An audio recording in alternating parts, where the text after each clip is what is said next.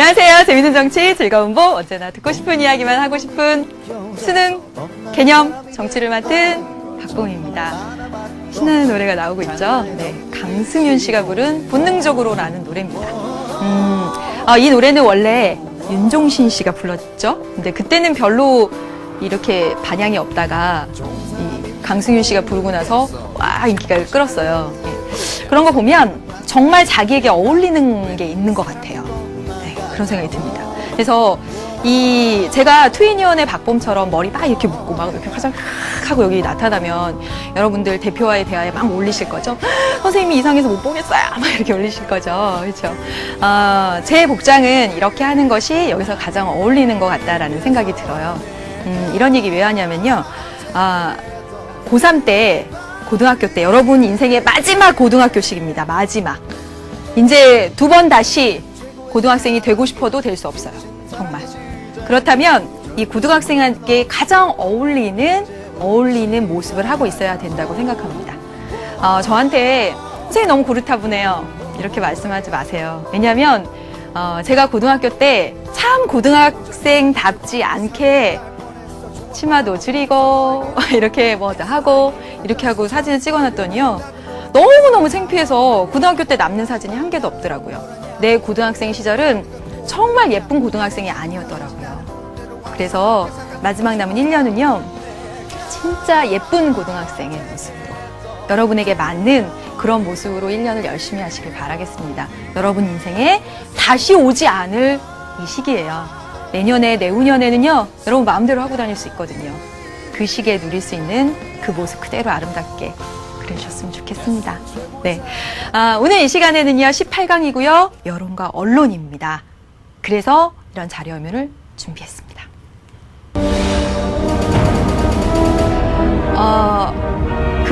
지금 언론 재벌 머독이 나오고 있죠. 그분 말이 무조건 재미있어야 한다라고 얘기했대요. In case I don't see ya. Good afternoon, good evening, and good night.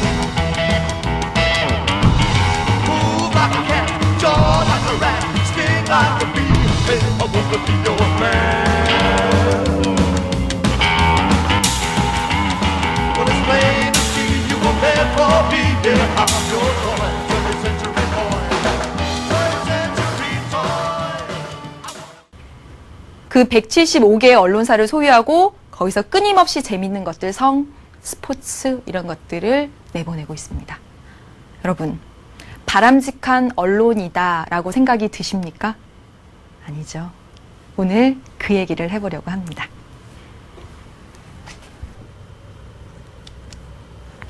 네. 104페이지입니다, 여러분. 오늘 이 시간에 여론과 언론입니다. 여러분 공부하시면서 재밌다는 생각으로 아마 공부하셨을 거라고 생각 들어요. 선거 지나고 나서 정당, 그 다음에 이익집단 하면서 그런 생각 드셨을 것 같아요. 맞죠? 정당, 이익집단, 시민단체는 여러분 복습할 때 이렇게 보시면 알겠지만, 열심히 들었는데 내용이 어렵지는 않구나, 이렇게 생각하실 거예요. 내용 어렵지 않지만 반드시 출제되는 부분입니다. 반드시. 6월, 9월 수능해서 절대 빼놓지 않고 나오는 부분이고요. 또 하나 이번 시간에 할 여론과 언론 역시도 어렵고 또 이해가 안 되고 이런 부분 없어요. 그런데 너무 중요하기 때문에 역시나 6월, 9월 수능 할 것 없이 매번 출제되는 주제입니다. 일단은 지난 시간 복습을 해봐야 되겠죠? 네, 복습하고 이번 시간 가겠습니다. 보여주시죠? 네. 정당, 이익집단, 시민단체 비교입니다. 여러분, 우리 16강에서 정당, 17강에서 이익집단과 시민단체, 그리고 18강의 여론과 언론을 하기 전에 정당, 이익집단, 시민단체, 이익집단, 시민단체를 비교해 보도록 하겠습니다. 이 표는 잘 기억하고 계세요. 목표, 정당의 목표는 어디 있었어요? 정치 권력을 획득하는 데 있었죠. 정권 획득. 그렇죠? 이익집단은 그들의 특수이익을 실현하는 데 그 목적이 있었습니다. 그래서 이 사회 다원화 경향에 맞춰서 이 이익집단이 그 가진 궁극적인 한계가 바로 자기의 이익만에 관심이 있었기 때문에 시민단체가 공익을 실현하기 위한 목적을 가지고 나타나게 되었다. 여기까지요. 그래서 그 다음에 이제 관심 영역 볼게요. 정당은 사회 구성원들에게 영향을 끼치는 정말 모든 쟁점에 관심이 있습니다. 그래서 한나라당, 민주당 하는 정당들이 그 정책의 내용들을 들어가 보면 다르지만 어느 한 정당은 큰 시장, 작은 정부, 어떤 정당은 큰 정부를 이야기해서 정책의 내용은 다르지만 이렇게 경제에 관심이 있고 교육에 관심이 있고 복지에 관심이 있고 여성에 관심이 있고 하는 정말 우리 사회 구성원들에게 영향을 끼치는 모든 그런 쟁점에 다 관심이 있다라는 점. 그 점에 있어서 정당의 특징이죠. 근데 이익집단은 그들과 관련된 문제에만 관심이 있어요. 의약 분업 하면 의사의 약사가 관심이 있고 그런 것처럼 몇 개의 쟁점이나 특수한 문제에 관심이 있습니다. 시민단체는 역시나 사회 구성원들에게 영향을 끼치는 모든 쟁점에 관심이 있죠. 공익을 실현하고자 하는 목적으로 모든 쟁점에 관심이 있습니다. 환경 문제, 여성 문제, 인권 문제 등등등. 그 다음에 볼게요. 정말 중요한 부분이 바로 이겁니다. 정치적 책임. 우리가 정당의 특징을 이야기할 때 정치적 책임이 있다라는 측면을 반드시 잘 기억해 놔야 됩니다. 그래서 다른 집단들과 차이가 있어요. 정당은 분명 국가기관이 아님에도 불구하고 이 정치적 책임을 집니다. 여러분, 정치적 책임이 뭐였죠? 어떤 정치적인 언행, 말이나 행동에 대해서 어떤 결과가 빚어지면 그 결과에 대해서 책임을 지고 물러나거나 하는 등의 행동, 그것이 바로 정치적 책임입니다. 그래서 여러분 잘 유의 깊게 보시면 신문을 보면 한나라당, 민주당 또는 민주노동당, 어떤 그런 자유선진당, 그런 대표들이 이번 선거에서 진 것에 대해서 정치적 책임을 지고 사퇴하는 모습을 보였다. 등등등. 이런 기사를 보였을 겁니다. 이익집단이나 시민단체는 이 어떤 정치적인 행동이나 결과에 대해서 책임을 지고 물러나거나 또는 그 결과에 대한 책임을 지는 모습들이 나타나지 않아요. 그렇지만 정당은 정치적 책임이 있다라는 측면에서 이익집단과 시민단체와 다르다라는 것을 반드시 기억하셔야 됩니다. 반드시 정치적 책임을 진다. 그 다음에 이제 공통점 볼게요. 정당이건 이익집단이건 시민단체건 간에 정책 결정 과정에 영향력을 행사한다는 점에서도 공통점. 그리고 이들은 비공식적 참여자라는 점도 공통점입니다. 그렇죠? 비공식적의 의미는 국가기관 아니다. 정당 국가기관 아니다라는 것 입이 닳도록 말씀을 드리고 있습니다. 그렇죠? 그래서 정당을 국가기관으로 오해하는 이유는 정당이 정부를 구성하고 정당에서 일부 의회를 구성하기 때문에 그런 생각이 들 수 있지만 그래서 정당은 특별하게 정부와 의회를 매개하는 정치 과정을 조정하는 그런 기능을 한다라고 말씀을 드렸었어요. 예, 여기까지 해서 이익집단과 시민단체를 그리고 정당과 같이 해서 정리를 해보았습니다. 이제 오늘 이 시간에는 여론과 언론이에요. 사실 여론과 언론, 정당, 이익집단, 시민단체 이런 거 공부할 때는 정말 신문 가져다 놓고 다양한 사례 이야기하면서 편안하게 하면 더 좋은데 여러분들도 없고 저 혼자 준비해온 대로 그렇게 떠듭니다. 자 보세요. 104페이지 재밌는 정치 로드맵에 보면 선생님이 이렇게 했습니다. 이 여론과 언론은 선생님이 그랬죠. 참여는 정치 공부를 하는 이유다. 왜 정치 공부를 해야 하냐면 이 참여의 중요성을 알기 위해서.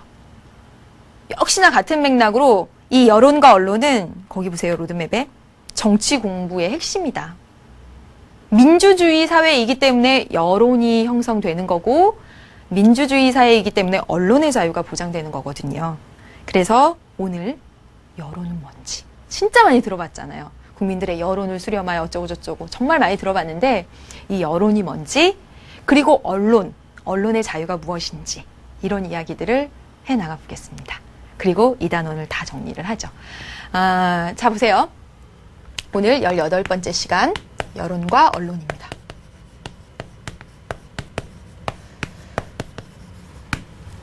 둘은 짝을 지어서 많이 나옵니다.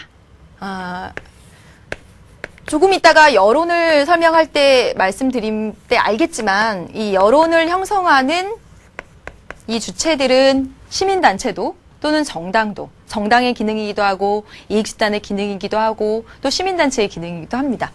그렇지만 오늘 이 시간 18번째 시간은 여론과 언론이니까 바로 이 여론 형성을 하는 데 있어서 언론이 굉장히 큰 역할을 한다라는 거죠. 이런 관계 속에 있다. 여론을 형성하는데 언론이 큰 역할을 한다. 그래서 오늘 배울 내용은 바로 이 여론과 언론입니다. 이런 관계 속에 있다는 것. 그래서 여론이 무엇인지, 여론 정치, 그리고 여론의 형성에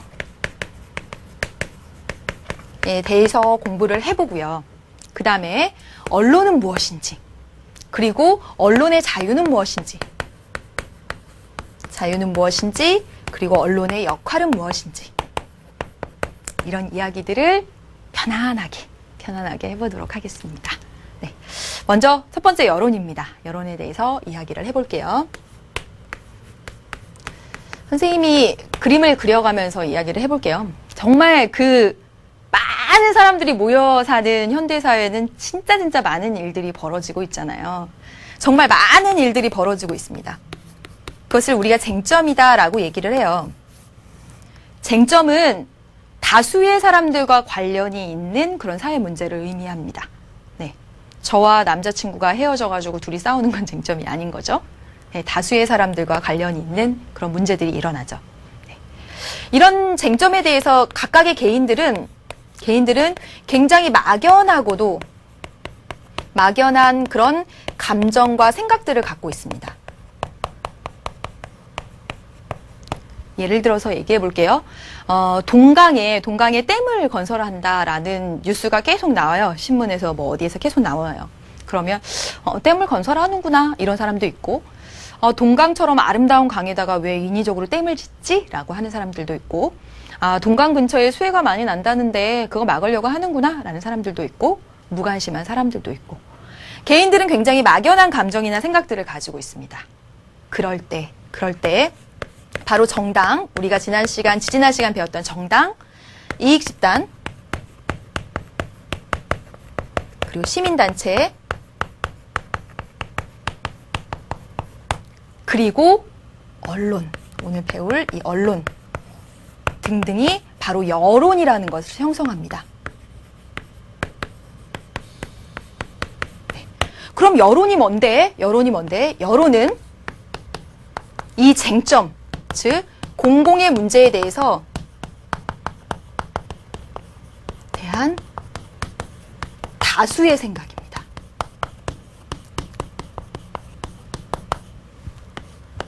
자, 보세요. 처음에 동강댐을 건설한다 어쩌고 저쩌고 그런 걸 들었을 때는 그냥 건설하는구나 어쩌구나 막연한 감정들을 가지고 있다가 그거와 관련해서 언론사에서 계속 신문 기사를 막 내보내요.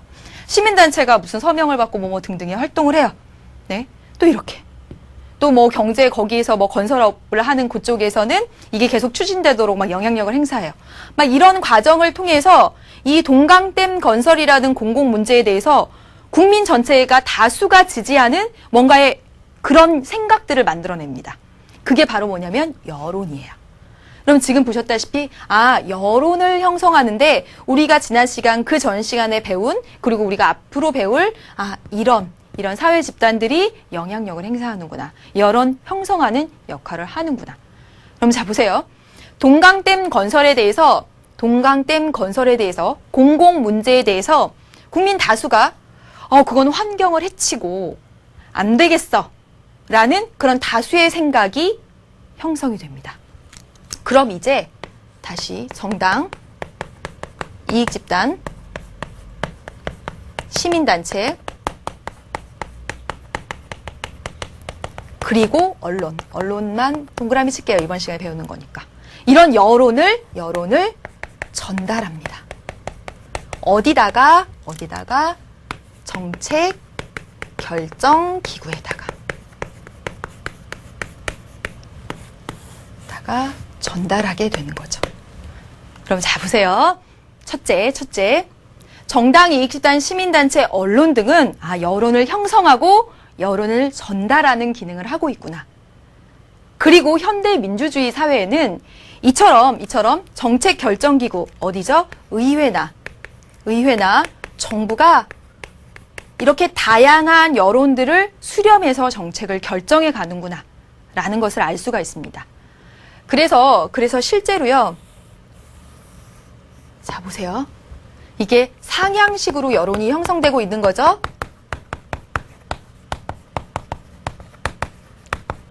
상향식이 뭐예요?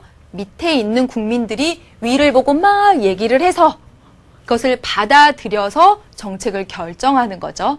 그렇죠? 이게 상향식 여론의 방향입니다. 그래서 실제로 동강댐에 있어서는 동강댐을 건설한다 이런 것에 개인들이 막연한 생각을 가지다가 하나의 여론으로 표출돼서 정말 여론이 전달돼서 동강댐 건설은 백지화됐었습니다. 이게 바로 상향식 여론 형성 또는 여론 정치의 모습입니다. 여론을 반영한 여론 정치의 모습인 거죠. 실제로 권위주의 국가나 민주주의가 아닌 그런 국가에서는 이 정책 결정 기구가 여론을 만들어냅니다. 이렇게 국가 주도로 하향식 여론 형성. 그렇지만 민주주의 사회라고 한다면 이렇게 정당, 이익집단, 시민단체, 언론 등이 국민의 의견을 모아서 여론을 형성해서 여론을 전달해서 그것이 정책 결정 과정에 반영되는 여론 정치가 행해지는 거죠. 어렵지 않죠? 괜찮죠? 네. 그렇다면 이 여론 정치를 하면 어떤 점이 좋을까? 해볼게요. 일단 정책 결정 과정에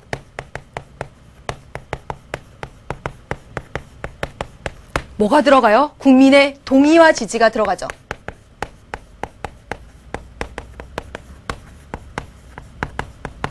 국민의 동의와 지지가 들어갑니다. 자, 보세요. 여기서 동강댐 건설 백지화에 가기까지 국민들의 의사가 형성되고 이게 전달되고 여기 들어가잖아요. 국민의 동의와 지지가 들어가죠. 그래서 아주 정당성 있는 정당한 그런 정책 결정을 할 수가 있어요. 그렇죠. 그 다음에 두 번째, 정치 권력에 대한 견제, 비판 이런 것들이 가능합니다. 국민의 여론을 수렴해서 정책을 결정하기 때문에. 그렇죠. 그 다음에 마지막 볼게요. 마지막, 대의 정치의 한계를 보완해 줍니다.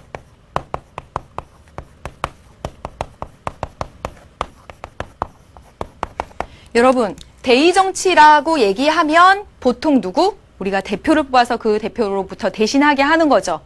선거에서 이렇게 뽑잖아요. 그래서 국회의원 뽑아요. 그래서 국회의원 여기다 올려 보냈어요. 그래서 네가 알아서 해 하는 게 아니라고요.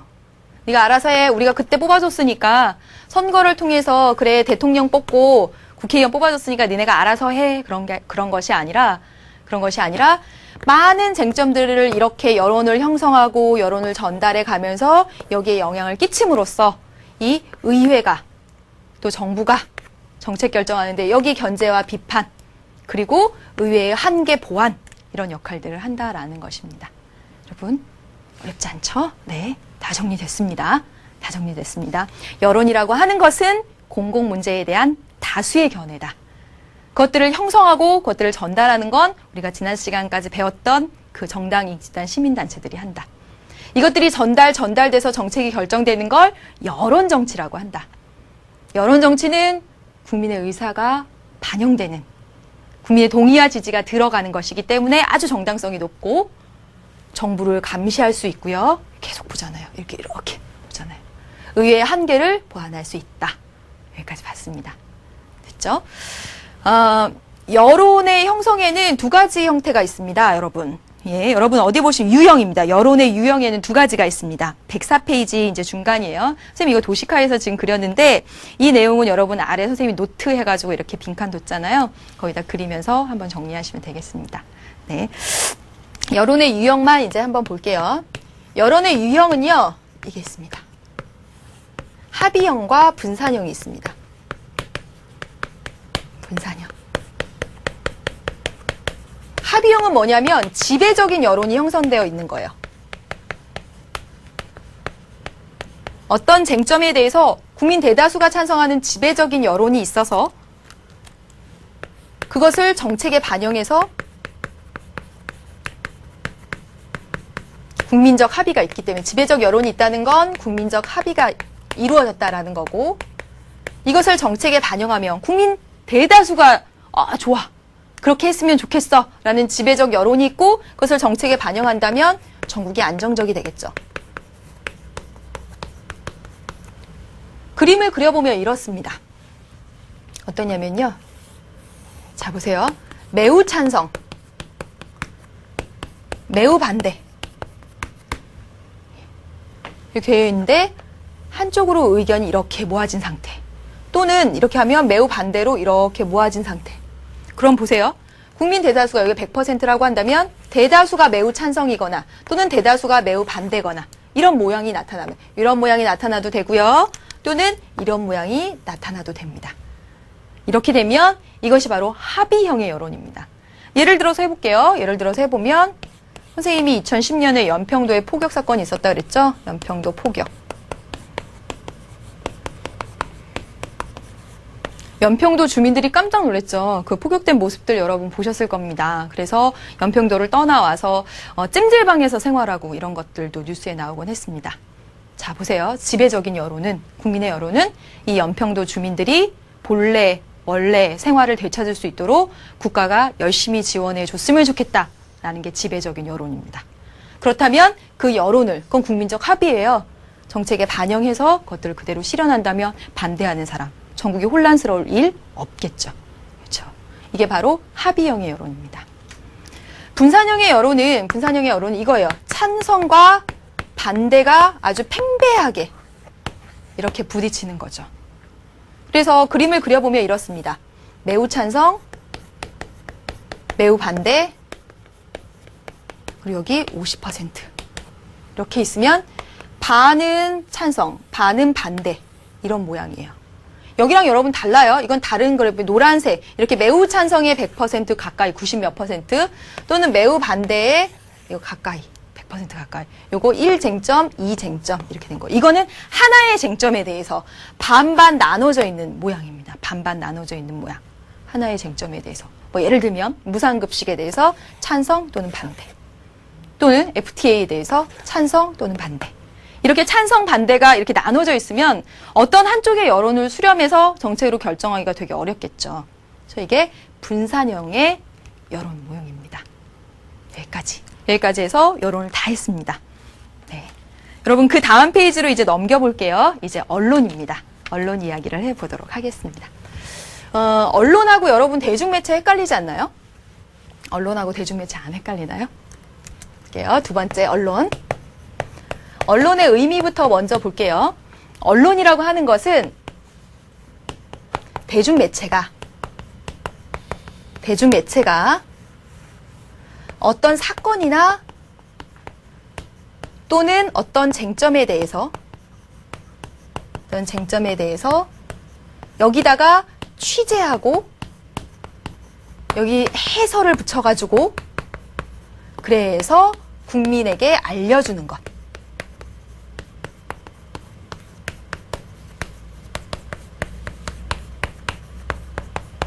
이게 바로 언론입니다. 언론. 네. 해볼게요. 대중매체, TV도 되고요. 라디오도 되고요. 등등등. 이런 매체에서, 신문도 되네요. 어떤 사건, 네, 또는 쟁점 사건으로 예를 들어서 해볼게요. A와 B가, 연예인 A와 연예인 B가 손을 잡고 가더라. 들었어요, 제보를. 사건이라고 할 수 있을까요? 아무튼. 그래서 그 기자가 가서 열심히 취재했습니다. 며칠을 쫓아다녔어요. 그래서 딱 보니까 결혼할 것 같아. 예, 어떤 결혼식장 예약하고 나오는 거 봤어요. 그래서 국민에게 알려줍니다. A, B, 열애, 몇 월 결혼, 땅땅. 예. 이렇게 대중매체가 TV나 라디오나 신문 이런 것들이 사건이나 쟁점에 대해서 취재 또는 해설을 해서 국민에게 알려주는 것. 이게 바로 언론입니다. 언론의 가장 큰 기능은 바로 이렇게 국민에게 어떤 사건이나 쟁점에 대해서 해설을 덧붙여서 알려주죠. 그래서 여론을 형성하는, 그리고 이 여론을 전달하는 그런 역할들을 합니다. 자, 보세요. 동강댐 건설. 국민들의 의사가 막 이렇게 찬반이 있는 상황에서 이걸 취재합니다. 그리고 동강댐이 건설됐을 때 어떤 문제가 있는지 이런 것을 끊임없이 알려줘요. 그러면 알려주면 국민이 동강댐 건설하면 안 되겠구나. 그게 지배적인 여론이 되어가죠. 그래서 언론의 가장 큰 역할은 여론을 형성하고 전달하는 데 있다라는 것을 확인을 할 수가 있습니다. 그렇죠? 정리를 해보면, 네, 언론의 기능을 좀 적어보면 어떤 쟁점이 일어나면 해설을 해준다라는 점이죠. 해설을 해줍니다. 아주 신문 같은 거 보면 친절하게 해설해주죠. 뉴스 봐도 그렇죠. 네. 중동에서 민주화 운동이 일어났다. 그러면 이 사건에 대해서 차근차근 얘기를 해주고, 그래서 앞으로 어떻게 될 것이다. 이런 얘기도 해주고요. 그렇죠? 해설을 해줍니다. 그리고 어떤 때는 전문가를 불러다가 그럼 이 문제를 어떻게 해결해야 되면 좋을지 정책을 제시하기도 합니다. 등록금 문제가 너무너무 심각해서 국가에서 정말 저소득층은 먼저 대학 등록금을 대출받을 수 있게 해주겠다라는 정책을 발표했어요. 근데 실제로 기자들이 가서 TV, 라디오, 신문에 가서 딱 해보니까 정말 저소득층 자녀들은 사실은 현실적으로 대출을 못 받고 있더라라는 것을 알게 됐어요. 그럼 기사를 열심히 써서 국민들에게 알려줍니다. 해설을 해줘요. 그거에 대해서. 그러면 정말 등록금 문제는 어떻게 해결해야 될지 전문가들의 의견을 들어서 정책을 제시하기도 합니다. 그리고 이 언론은요, 정부 정책에 대해서 그거 좋은 정책이다. 지원하기도 하고요. 또는 비판하는 역할을 하기도 합니다. 한미 FTA 체결됐죠. 그러면 언론은 한미 FTA 하면 좋은 점들을 막 이렇게 하기도 하고요. 한미 FTA 하면 부정적인 측면을 막 얘기하기도 합니다. 이게 바로 언론의 역할이고 기능이고 합니다. 여기까지 봤어요. 그런데 여기서 진짜 중요한 것이 바로 언론의 자유입니다. 왜냐하면 왜 언론의 자유가 중요하냐면 바로 이 언론은 대중매체를 통해서 사건이나 쟁점을 취재하고 해설해서 국민에게 알려주는 여론 형성에 아주 지대한 역할을 하고 있기 때문에 이 언론의 자유가 보장되어야지만 바람직한 여론이 형성되고 그 여론이 정책 결정 과정에 전달되는. 따라서 언론의 자유는 굉장히 중요하다라는 거죠. 여러분 이거 들어보셨나요? 보도지침. 이게 언론의 자유를 이야기할 때 아주 대표적으로 나오는 건데 전두환 정권에서는 보도지침이라는 걸 했습니다. 어떤 사건이 일어나잖아요. 그러면 정부가 기자들이 이렇게 딱 모아놓고 아침에 이건 빼고 이건 넣고 뭐 이렇게 보도지침을 합니다. 그래서 예를 들면 이런 사건이 있었어요. 성추행 뭐 이런 사건이 있었는데 기사 제목에 성추행이라고 쓰지 말고 성모욕으로 써라. 성모욕으로 써라. 딱 보도 지침을 내줍니다. 그리고 그것과 관련해서 검찰이 조사한 바, 검찰 조사는 전문을 다 실어라. 그런데 이 사건과 관련해서 어떤 시민사회단체가 반박한 그런 반박문은 싣지 말아라. 예를 들면 이런 게 보도 지침이에요. 자, 보세요. 그러면 어떤 사건이나 쟁점이 일어났을 때 이것에 대해서 정말 공정하게, 정말 제대로 된 여론을 형성할 수 있겠습니까? 안 되겠죠. 그렇죠? 그렇기 때문에 언론의 자유가 굉장히 중요한 겁니다. 자, 그래서 언론의 자유를 써보면요. 2012년 수능 문제에도 출제가 됐었죠. 네, 언론의 자유를 써보면 이겁니다. 언론은 특정 사회 세력의 영향을 받지 않고, 특정 사회 세력이라고 한다면 정치 권력 또는 어떤 이익 집단들의 영향을 받지 않고 아주 자유로운 활동을 할 수 있는 것. 이게 바로 언론의 자유입니다. 그래서 어떻게 얘기하냐면 바로 언론사 스스로가 편집, 편성의 자유가 있어야 된다. 이게 언론의 자유의 가장 핵심적인 내용이죠. 자, 볼게요. 정치 권력으로 독립하는 거, 그다음에 편집, 편성의 자유가 있어야 되는 거. 이게 바로 언론의 자유의 핵심적인 내용입니다. 자, 보세요. 보도 지침이 있었을 때 성모욕이라고 써라. 검찰이 수사한 내용은 전체 다 싫고 시민사회 세력이 뭐라고 한 내용은 반박문은 싣지 말아라. 이렇게 한 것은 바로 특정 사회 세력, 정치 권력으로부터 자유롭지 못했어요. 그리고 이 신문 내용을 어떻게 편집할지, 어떻게 편성할지 여기에 자유가 없었다는 거죠. 그래서 언론의 자유의 핵심은 정치 권력, 이익 집단, 특정 사회 세력으로부터의 자유가 전제된 상태에서 편집, 편성권의 자유가 있는 것. 이게 바로 언론의 자유입니다. 그렇죠, 여기. 네. 이제 마지막. 그럼 언론은 어떤 역할을 해야 될까? 언론의 역할입니다. 언론의 역할.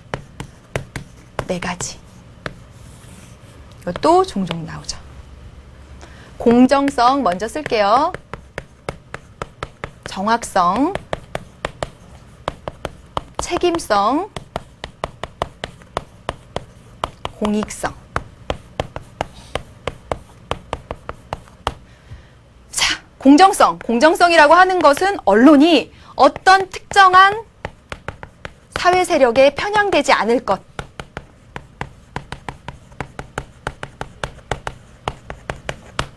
언론의 자유가 없는 상황에서 이 공정성을 달성하기가 힘들었죠. 아까 보세요. 검찰의 의견과 시민사회세력의 의견을 다 같이 실었어야죠. 그리고 거기에 정말 그 언론사의 해설과 비판과 이런 것들이 담겨져 있었어야죠. 예. 그래서 언론은 역할, 첫 번째는 어떤 특정 사회 세력에 편향된 의견을 제시해서는 안 된다. 두 번째, 정확해야 된다. 사실에 근거해서. 사실에 근거하여 보도하고 해설하고 비판해야 된다. 그다음에 책임성. 어떤 개인의 명예나 또는 사생활 이런 것 등을 침해하는 그런 내용들을 내보내서는 안 된다. 라는 것. 마지막으로 진짜 상업주의를 지향하고 공익을 달성하기 위해 노력해야 되겠다라는 것까지입니다. 여러분, 그 오프닝에서 여러분 머독을 보셨지만 머독은 언론, 이런 TV 매체, 이런 것들, 신문 재밌어야 한다. 그의 논리였어요. 많이 팔아야 한다. 뭘 넣어서? 성, 스포츠 이런 것들, 그런 걸 넣어서 아주 재밌어야 한다. 그의 논리였습니다. 공익성 없는 거죠. 그렇죠? 네, 여기까지 정리를 했습니다. 언론이 무엇인지, 그리고 언론의 자유가 왜 중요한지. 왜냐하면 언론은 여론을 형성하는 그 밑바닥을 이루고 있기 때문이에요. 그래서 언론의 자유가 중요하고 언론은 이러이러한 역할을 공정하고 사실에 근거한 정확하고 책임성을 가지고 공익을 추구하는 그런 역할을 수행해야 한다. 여기까지 보았습니다. 네. 그러면 여러분 여기까지 해서 모두 정리가 됐고요. 이제 문제 하나하나씩 풀면서 정리를 마저 하도록 하겠습니다. 정당, 이익집단, 시민단체. 정당, 이익집단, 시민단체. 그리고 여론, 언론 관련된 문제 두 문제 먼저 보고요. 그 다음에 또 얘기할게요. 자, 보세요. 여기 몇 페이지가 되냐면요. 여러분이 몇 페이지인지 금방 찾으실까요? 네, 여러분 그 정당, 이익집단, 시민단체 관련된 부분이에요. 이익집단, 시민단체 관련된 부분. 선생님 페이지를 써주면 좋았는데. 네, 보겠습니다. 그림의 가다는 정치 참여 주체이다. 자, 보세요. 문제에서 정치 참여 주체, 다양한 참여자 이런 식으로 나오면 무조건 머릿속에 정당, 이익집단, 시민단체 묻는 문제구나 이렇게 떠올리셔야 돼요. 자, 보세요. 보니까 정책 결정 과정의 공식적 참여자인가? 그랬더니 아니오래요. 정책 결정 과정의 공식적 참여자는 우리 배웠습니다. 누구예요? 국가기관입니다. 그래서 입법부, 행정부, 사법부 하는 이 국가기관들 또는 지방자치단체, 지방의회 하는 국가기관들이 바로 공식적 참여자입니다. 없네요. 그 다음에 볼게요. 공식적 참여자인가? 아니요. 그랬습니다. 그러면 여기에 바로 정당, 이익집단, 시민단체, 언론, 오늘 배운 이런 것들이 들어가는 거죠. 그래서 정치적 책임을 집니까? 그랬더니 예, 그랬습니다. 여러분 정치적 책임의 유무 이거 중요하죠. 정치적 책임을 지면 누굽니까, 여러분? 정당이죠. 그래서 가는 정당입니다. 되셨죠, 여러분? 정당입니다. 그 다음에 볼게요. 딱 내려왔습니다. 그러면 여긴 정당이고 이제 아래 정당 지워졌으니까 이익집단, 시민단체, 언론제 가운데 하나예요. 보니까 사익보다 공익을 중시합니까? 사익보다 공익을 중시합니까? 예, 그랬어요. 사익보다 공익을 중시합니까? 아니요, 그랬어요. 그럼 여기 뭐 중시? 사익을 중시하는 거죠. 그러면 다는 누구예요? 사익을 중시하는, 특수이익 중시하는 이익집단이죠. 이익집단입니다. 그러면 여기 누구 들어갈까요? 여기 시민단체나 언론 들어가겠죠. 왜 언론도 여기 들어가요? 언론의 역할, 공익성 말씀드렸었습니다. 그렇죠. 문제 한번 풀어볼게요. 기억, 나에는 시민단체나 언론이 해당된다. 맞네요. 니은, 가에 비해 다는 이익집단은 관심 영역과 활동 범위가 넓다. 여러분, 이 이익집단은 정당에 비해서 그들의 이익과 관련된 부분에만 관심을 가지고 있다고 했습니다. 틀렸네요. 다음 볼게요. 넘겨주시고 디귿. 나다는 대의정체의 한계를 보완하는 기능을 한다. 그렇죠. 시민단체, 언론, 이익집단 등등은 대의정체의 한계. 지역 대표가 제대로 이 전문화되고 다원화된 사회의 그 요구를 다 받아들여서 잘 못하고 있잖아요. 그것 등을 보완하는 기능을 하죠. 맞습니다. 그 다음에 리을. 다 모두 정부의 정책 결정 과정에 영향력을 행사하고 있죠. 그렇죠. 정책 결정 과정의 참여자들입니다. 비공식적 참여자. 맞습니다. 네, 여기 봤고요. 이제 여론 문제를 보겠습니다. 보세요. 여러분 몇 페이지냐면 이거는 알려드릴 수 있어요. 네. 못 알려드리겠네. 알려드릴 수 있어요. 106페이지입니다. 106페이지. 자, 보세요. 그림은 국가의 주요 정책에 대한 A, D국의 여론 분포를 가상적으로 나타낸 것이다. 여러분, 여론 분포하면 합의형이 있고 그리고 분산형이 있다라고 말씀을 드렸어요. 여론을 반영하기에 더 좋은 건 합의형이죠. 왜냐하면 지배적인 여론이 형성되어 있는 거니까. 그럼 자, 보세요. 지금 A국 한번 볼까요? 100% 매우 찬성으로 이렇게 됐네요. 합의형. 그렇죠? D국 100% 거의 100% 가까이 매우 반대네요. D국도 합의형이네요. B국은 보니까 어때요? 찬성과 반대가 반반 있어요. B국은. 분산형이죠. 그 다음에 C국은 중립적인 의견이 많은 형태의 합의형입니다. 이것도 역시 합의형이에요. 그렇죠? 그럼 볼게요. 1번 A국은 사회의 안정을 유지하기가 어려울 것이다. 어렵나요? A국은 매우 찬성으로 지배적인 여론이 형성돼 있어요. 그 지배적인 여론 받아들여서 정책에 반영하면 돼요. 아니죠? 그 다음에 2번 B국은 사회 통합의 가능성이 가장 높다. 자, 보세요. 국민의 의견이 찬성, 반대로 이렇게 양분돼 있습니다. 그럼 뭐죠? 분산형입니다. 분산형 여론의 대표적인 모양을 보여주고 있는데 통합이다? 아니죠. 그렇죠? 3번. 시국에서는 국민들의 간에 첨예한 대립이 나타난다. 시국 한번 볼까요? 매우 찬성 별로 없고요. 매우 반대 별로 없고요. 다 그저 그렇다. 중립적인 의견이 많습니다. 대립? 중립이 많은데요? 왜 대립이에요? 아니죠. 그렇죠? 다음 볼게요. 4번 보겠습니다. 시국 정부가 A국 정부보다 정책 추진력이 더 강할 것이다. 자, 보세요. C국은요, 중립적인 의견이 많고요. 그 다음에 A국은 국민 대다수가 찬성 의견이 많아요. 여러분, A국이 이 찬성을 수렴해서 정책에 반영시키기가 더 쉽죠? 어디? C국보다. 그래서 지금 보시면 C국 정부가 A국 정부보다 정책 추진력이 강한 게 아니라 A국이 C국보다 라고 말하면 더 좋겠죠. 그럼 정답은 몇 번? 5번 되겠습니다. 5번 볼게요. D국은 B국보다 국민 여론의 결집도가 높다. 볼까요? D국은 B국보다. D국은 국민 대다수가 반대, 결집했습니다. 지배적인 여론. B국은 찬성과 반대로 이렇게 나뉘었습니다. 결집도가 높은 거, 지배적인 여론이 형성된 나라, D국이네요. 5번 정답이죠. 그렇죠? 여기까지 했습니다. 여러분, 여기까지 해서 2단원이 다 끝난 거예요. 자, 2단원을 정리를 하면 매우 많이 그리는 것인데 처음에 나왔던 것이 바로 정치 과정이었죠. 여러분, 2단원 정치 과정과 참여였습니다. 그렇죠? 참여의 가장 대표적인 게 바로 선거였고요. 그래서 우리는 선거를 공부했었습니다. 그리고 정치 과정이 뭐지? 이거부터 공부하기 시작했죠. 그래서 정치 과정이라고 하는 것은 정책 결정 과정이다라고 생각하셔도 된다고요. 그래서 국가기관이, 우리 이걸 체제라고 썼어요.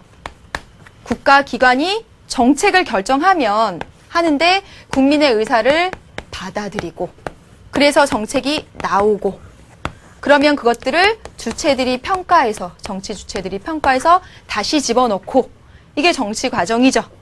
그런데 이 주체에 누가 있다고요? 정당, 이익집단, 시민단체, 그리고 방금 전까지 배웠던 여론과 언론이 있다라는 겁니다.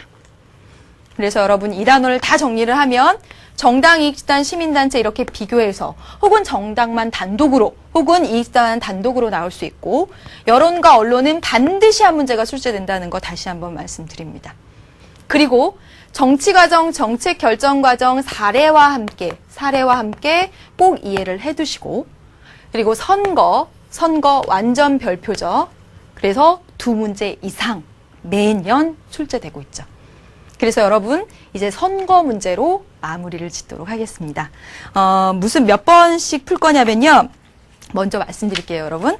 84페이지 문제, 그 다음에 91페이지 문제, 그 다음에 91페이지 2문제, 이렇게 해서 모두 3문제를 풀어보도록 하겠습니다.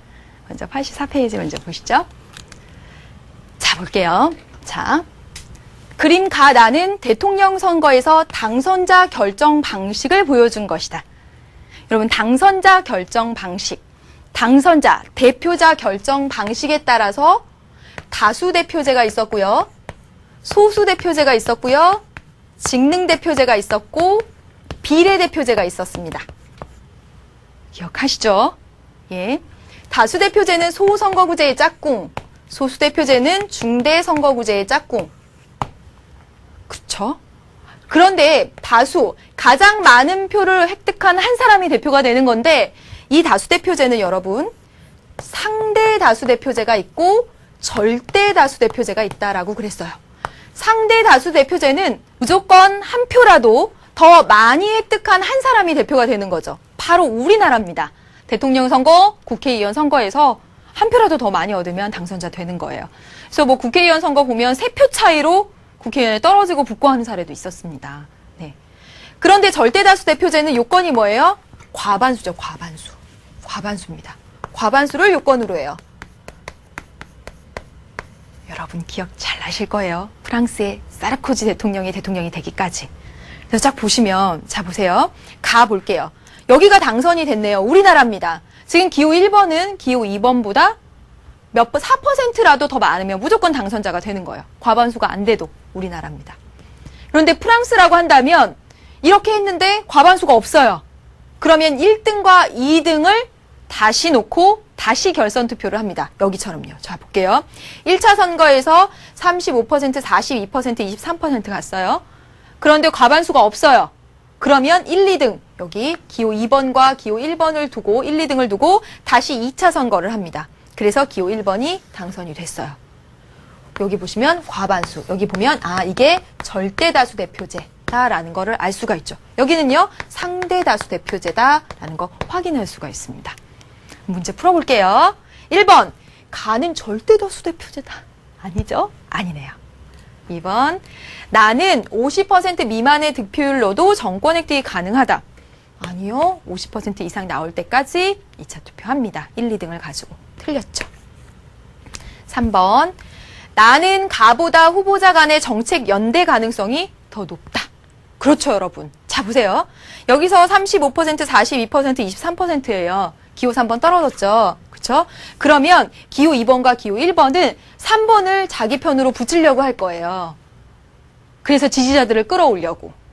그래서 지금 나와 같은 경우에는 2차 투표를 다시 하기 때문에 3번 혹은 기호 4번을 내 편으로 가지고 오려는 정책 연대의 가능성이 많아집니다. 어디서? 나에서. 그래서 나는 가보다 후보자 간의 정책 연대 가능성이 높습니다. 다음 볼게요. 4번. 나는 가보다 선거 비용 측면에서 더 효율적이에요. 효율적이면 비용도 적게 들어야죠. 2번 하잖아요. 네. 안 효율적이죠? 네. 아니에요. 여기는 효율성은 떨어지는 대신에 대표성은 올라갑니다. 국민의 과반수가 지지한 사람이 나올 때까지 하는 거니까. 그렇죠? 네. 그다음에 5번. 나는 가보다 정권의 대표성, 그렇죠. 대표성을 강화하기에 유리하다. 사실은 이렇게 대표성 강화한다는 측면에서 절대 다수 대표제의 의의를 찾을 수가 있는데 이것만 단독으로 문제에 출제된 적도 있습니다. 여기까지 문제 봤고요. 이제 2문제 남겨둔 거 있습니다. 그럼 몇 페이지냐면 쭉 넘겨서 91페이지로 갑니다. 넘겨주세요. 네. 자, 보세요. 이 문제 조금 어려웠습니까, 여러분? 자, 표는 갑국의 2004년, 2008년의 의회 의원 선거이다. 당선자 결정 방식을 비교해봤어요. 이에 대한 옳은 분석은 2004년 총선거 보니까 다수대표제였고 다수대표제, 다시 말하면 소선거구제 1등한 단 한 사람 되는 거죠. 역시나 변함이 없습니다. 지역구 의원을 뽑는 데 있어서는 변함이 없어요. 그런데 전국구 의원 100석 뽑는 데 볼게요. 전국구 의원 100석 뽑는 데 보니까 지역구 의석수 비율에 따라 정당별로 배분했었어요. 근데 이제는 정당 투표에서 각 정당이 얻은 득표율에 따라 이렇게 했습니다. 자, 보세요. 전국구 의석을 배분하는데 비례대표로 배분하는데 지역구 의석수 비율에 맞춰서 배분을 했대요. 그럼 뭐죠? 1인 1표였다라는 겁니다. 지역구 좋아하는 후보에 한 표 던지면 그 지역구 의석수를 그대로 반영해서 전국구를 배분했대요. 그런데 여기 보면 뭐라고 나와 있어요? 정당에 투표한다라고 나와 있습니다. 그렇다면 뭐 했다는 거예요? 1인 2표다. 지역구에 한 표, 좋아하는 정당에 한 표. 그래서 1인 2표다라는 거 확인할 수 있습니다. 앞으로 여러분이 기출문제 푸실 때 쫙 보면서 정당 투표다라는 내용이 나와 있으면 1인 2표구나. 딱 바로 가시면 됩니다. 그 다음에 볼게요. 지역구 당선자가 없는 정당은 지역구 유효 투표의 3% 이상을 얻은 경우 한 석만 배분한다. 이렇게 했고요. 또 지역구에서 5석 이상 또는 정당 투표 유효 투표의 3% 이상 득표한 정당만 비례대표 주겠다라고 했습니다. 즉 보세요. 100석이 있잖아요. 지금 전국구 100석이잖아요. 정당 투표에서 이 정당 좋다고 한 사람이 1%예요. 그러면 비례대표니까 몇 석 줘야 돼요? 한 석 줘야지 되는 거잖아요. 근데 이렇게 하면 무슨 문제가 발생하냐면 네, A 정당 1% 얻었어. B 정당 1% 얻었어. C 정당 1% 얻었어. D 정당 1% 얻었어. E 정당 1%. 정당이 무지 많이 나타나요. 정당이. 한 석짜리 정당이. 그렇기 때문에 이렇게 많은 정당의 난립을 방지하기 위해서 이렇게 제한 요건을 둔 거예요. 1% 차지한 정당은 배분 안 하겠어. 여기처럼 3% 이상 5석. 여기도 보세요. 3% 이상 얻은 정당에게만 주겠어. 이렇게 제한 요건을 준 거예요. 이해되시죠? 아주 작은 정당의 난립을 막기 위해서. 됐습니다. 그럼 해볼게요. 이제 문제 풀어보겠습니다. 기억. 지역구 선거에서는 두 회 모두 거대 정당에게 유리했을 것이다. 그렇죠, 여러분. 다수대표제, 소선거구제도 큰 정당 유리하다. 오케이, 맞네요. 네, 다음. 2004년에 비해 2008년의 전국구 의원 결정 방식은 소수파에게 불리했을 것이다. 자, 보세요. 이때는 1인 1표죠. 이때는요, 1인 2표 됐죠. 어디가 소수파가 더 좋을까요? 네, 여기 보세요. 지역구 의석 비율에 비례해서 배분했어요. 지역구는 누구한테 유리했어요? 큰 정당에게 유리했어요. 그럼 큰 정당이 많이 차지했고, 그럼 그 많이 차지한 큰 정당이 그대로 전국구 가져갔다는 거죠. 근데 여기서는요, 정당 투표 따로 해요. 그래서 내가 큰 정당한테 지역구를 줬다고 하더라도 작은 정당, 저기 작은 정당들 뽑아줬어요. 그거에 비례해서 작은 정당도 의석을 배분받을 수가 있어요. 따라서 2004년에 비해 2008년은 전국구 의원 결정 방식이 소수파에게 보다 더 나아진 상황입니다. 그렇죠? 아니요. 이렇게 해야 되겠죠. 다음 볼게요. 디귿. 2004년의 선거제도는 평등선거 원칙에 위배된다는 비판을 받았을 것이다. 자, 여러분, 이거 우리 공부한 내용입니다. 1인 1표예요. 1인 1표예요. 여러분, A당의 공유 후보를 지지하면 A당 간주로 해서 비례대표 의석이 배분되죠. 나는 공유를 찍었는데 A당의 비례대표 의석 배분하는데 쓰이죠. 몇 표의 효과? 2표의 효과. 그런데 내가 A당이 아니라 무소속의 박범을 찍으면 박범 찍는데 한 표는 쓰이지만 여기 당이 없으니까 안 쓰여요. 그쵸? 얘는 2표의 효과는데 나는 한 표의 효과밖에 안 나요. 뭐의 원칙? 평등선거 원칙에 위배된다라는 비판을 받았겠죠. 맞습니다. 예. 다음 보겠습니다. 2004년과 2008년 모두 전국구 의원 결정 방식에서 사표가 발생할 수 있었다. 그렇죠. 왜요? 여기 3% 이상의 그런 얻은 정당만, 여기도 3% 이상 5석 이상 얻은 정당만 배분한다고 했어요. 그러면 1% 얻은 정당들은 다 배분을 못 받았죠. 버려지는 표가 된 거죠. 그렇죠. 맞네요. 여러분, 이 문제 풀면서 어떠셨습니까? 어려웠죠? 이 문제 정도를 계속 반복하면서 이해하시고요. 질문 막 올리시고 그러세요. 네, 이제 마지막 문제 보겠습니다. 지방선거 관련된 거 보세요. 그림은 우리나라 지방자치단체 구성 현황이다. 자, 보겠습니다. 지역 주민이요. 광역자치단체장 뽑고, 기초자치단체장 뽑고, 광역의회 뽑고, 기초의회 뽑습니다. 그렇죠? 대통령이고 국회의원이랑 똑같다고 했어요. 대통령의 한 표, 그 다음에 국회의원, 지역의 한 표, 그 다음에 비례대표 좋아하는 정당의 한 표, 후보의 한 표, 정당의 한 표. 여기도 후보의 한 표, 정당의 한 표. 모두 여기 다 해서 몇 표? 6표 던지면 됩니다. 볼게요. 1번. 광역자치단체장의 수와 그 선거구 수는 서로 다르다. 자, 보세요. 광역자치단체장은 그 광역 단위에서 1등한 단 한 사람이 대표가 됐습니다. 1등한 단 한 사람이 대표가 되면 소선거구제, 다수대표제. 소선거구제 다수대표제는 여러분 선거구 수와 대표 수가 똑같죠. 그래서 선거구가 10개면 대표 10명, 선거구가 20개면 대표 20명. 그러면 한 선거구에 1명, 1등한 단 1명이 되는 것. 따라서 선거구 수와 대표 수가 다른 게 아니라 같아야 됩니다. 틀렸네요. 다음에 두 번째, 기초의회 지역대표는 절대 다수제에 의해서 선출된다. 여러분, 우리나라 절대 다수제 없고요. 다 한 표라도 더 많으면 됩니다. 상대 다수 대표제입니다. 틀렸네요. 다음에 갈게요. 광역의회 지역대표는 다수당에 유리한 선거구제이다. 자, 볼까요? 광역의회 지역대표 보세요. 선거구 수 655개, 의원 수 655개 하면 선거구 수와 의원 수가 같아요. 한 선거구에서 한 명 뽑히죠. 1등한 단 한 명이 뽑혀요. 그러면 다수당, 가장 큰 정당에 유리하다. 그렇네요. 맞습니다. 4번, 기초의회 구성을 위해서 유권자는 4표를 행사한다. 기초의회 구성을 위해서 유권자는 2표. 광역의회 구성을 위해서 2표.